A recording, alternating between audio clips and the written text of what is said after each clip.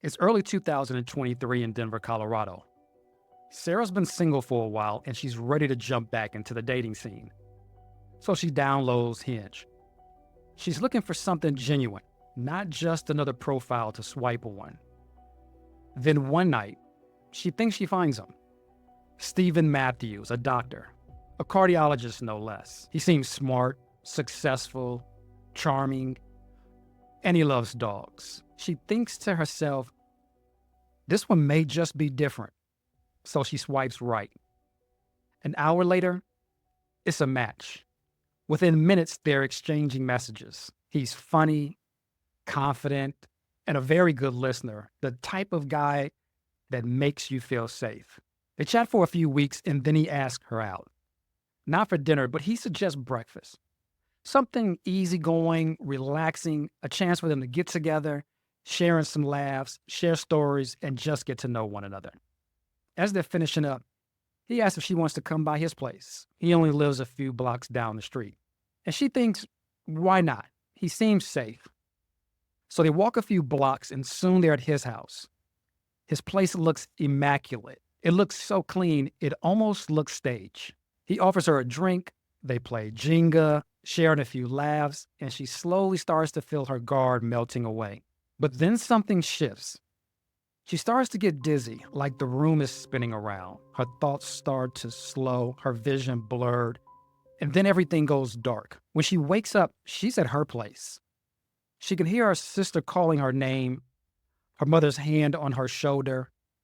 She's in the shower, fully clothed, with just her shirt slightly unbuttoned with some hickeys on her chest that she can't quite figure out how they got there. She picks up her phone and she sees she has an Uber receipt for a trip that she doesn't remember taking. She checks her call log. She called her sister. She called a friend. But they both say she sounded incoherent, like she just wasn't herself. Days later, she's shaken, still trying to piece together what happened during those missing hours. So she reaches out to the police, trying to find some answers, yet still fearing the worst. Little does she know, her story will kickstart a police investigation that will uncover some disturbing patterns that had gone unnoticed for years.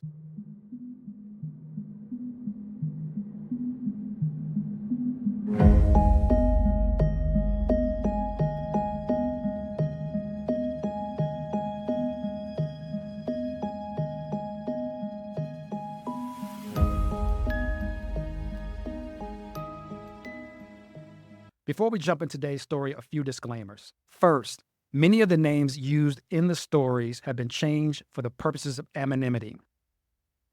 Next, there are some very sensitive topics discussed such as SA and will be referred to as by their initials. Lastly, all the information discussed is based on publicly available information. If you find something discerning, be sure to email us for a correction. The show notes and resources for today's show can be found on our website. That's hidden-boundaries.com. With that being said, let's jump back into the story. On March 22nd, 2023, Stephen Matthews was arrested on 3 counts of SA. The news spread instantly. Within days, more women came forward, each with their own haunting story. On March 27th, Emily came forward after she saw the news coverage, and the story seemed so familiar. Emily met Stephen on Hinge. They had gone on a date back in January. They had agreed to meet at a bar where they had a few drinks, listened to some music, and then he asked if she'd like to come back to his place. She agreed. Once inside, she went to the restroom, and when she came out, she noticed that he had a drink in his hand.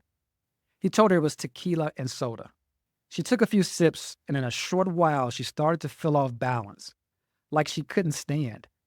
So she went to lay down, and she vaguely remembers him trying to kiss her, but wasn't quite sure exactly what was happening. Then things started to get really blurry. She looked out in front of her. She wasn't quite sure, but she was trying to make it out. Is that a video camera? And then she blacked out. She woke up and had very little memory of what had just happened to her. The only thing that came to mind is that she had to get out of his place quickly, but she was so disoriented that not until she got outside did she realize she didn't even have her shoes on. So she ran inside, got her shoes, and called Uber. Once she got home, she got violently ill.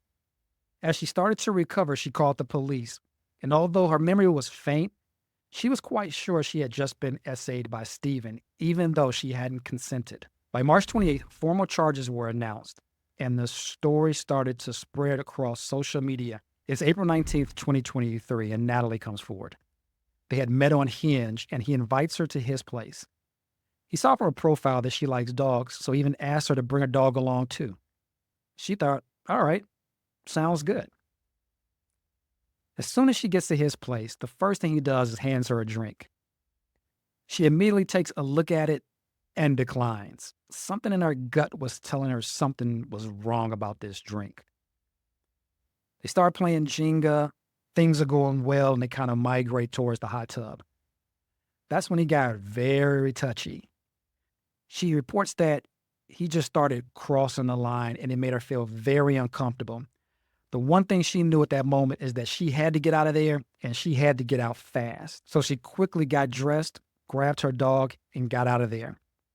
It wasn't until days later that she started to put the pieces together that, wait a minute, this is the same guy that my friend warned me about 3 years ago. On April 21st, 2023, Claire came forward. Now, Claire has known Stephen for years. So when he asked her to watch his dog while he was away, she agreed without hesitation. She goes to his house to pick up the key. As soon as she arrives, the first thing he does is pour her a cup of tequila. Then he asks her if she'd like to join him for dinner. As soon as they arrive at the restaurant, Claire feels strange. Her head is heavy. It feels like everything is spinning. She slowly starts to make her way towards the restroom, fumbling along the way and barely able to keep her head up. It's so concerning that even the staff workers want to call 911, but Claire manages to call her roommate. Her roommate would tell her later that during that call, she was completely incoherent. Claire knew something was wrong. She may not have been essayed by Stephen that night, but she was relatively sure she was drugged. On April 24th, 2023, April comes forward. She says that they met on Hinge, and shortly after, they decided to meet up at Fountain Park. It's a dog park, a park where both of them can not only spend time together, but also share in their love for their favorite canines. Things were going well when Stephen asked if she'd like to watch the sunset from the rooftop of his place. While they're standing there taking in the city views, he excused himself to go downstairs to his place to grab a few things. He asked her to wait just a minute, promising that he'll be right back. But as she stood there looking out across the skyline, each minute started to drag on, one after another. Each minute felt heavier, with a sense of unease starting to creep in. Where was he? What's taking him so long? Eventually, he would come back with drinks for both of them in his hands and Jenga under his arm. They sat down to play, but this wasn't an ordinary game. She noticed that each piece had truth or dare in it. And the weird thing is, each piece seemed to be in a different person's handwriting. At one point during the game, she draws a blank piece. He hands her a pen and asks her to write dare on it. After she takes the dare, she takes a sip of her drink. But it tastes odd. She said it tastes very bitter. Shortly after, she told him she thinks it's time for her to go. They start to pack things up. As they're leaving, he asks if she doesn't mind helping him bring some things back to his apartment. She agrees. Once inside, she tells him again, I really need to go. He insists, just a few minutes. As she begins to sit down, she starts to get dizzy and her memory starts to fade. The next thing she remembers is crawling towards his bathroom, naked, yelling at him, "What did you do to me?" She doesn't know what happened, but she knows she needs to get out. She gets dressed quickly, grabs her dog, and rushes out of his apartment. As soon as she's out, she calls her sister-in-law, who picks her up and takes her straight to the hospital so she can have an essay examination. On April 27th, 2023, Rachel comes forward. She tells police that she met Steven on Hinge back in October 2019. The police are now thinking this has been going on for years. She shares with them that on their first date, they met up for brunch, a cozy restaurant where they had breakfasts and mimosas. Then, as they're finishing up, he tells her that he lives right up the street and invites her back to his place. But as soon as they stepped inside, things felt odd. She even told him, "It looks like a woman lives here." Without skipping a beat, he told her that his girlfriend used to live there, but they broke up and she's no longer there. But at this point, the vibe is weird. That gut feeling starts to kick in that something here just isn't right. Maybe I don't know this guy at all. Then he hands her a drink and things get blurry. She vaguely remembers getting into his hot tub, but not getting out. Then she has these flashes. She remembers being in his bathroom and violently throwing up. Next, being in his bed, curled up in a fetal position, barely aware of what's happening. She just remembers feeling disoriented and then back at her own apartment, but she has no idea how she got there. She just wants to settle in, get in bed, and try to sleep this thing off. But then in the middle of the night, she wakes up with him on top of her. She's still foggy and she just can't process it. Next morning, she wakes up, still a little groggy. She turns over and sees that he's still there. She's thinking to herself, was he here all night? A couple of weeks go by with him trying to reconnect with her with no success. She decides, I'm done. And she decides to tell him. And out of frustration or maybe just pure rage from being rejected, he decides to send her some naked pictures of her in the hot tub. Photos that she doesn't remember taking. And then she's hit with that horrifying realization that although she doesn't remember what happened that night, he does. 13 victims will come forward, each woman's story sounding disturbingly familiar. A date with Steven, a drink that he poured, and then darkness. A blank space where memories used to be.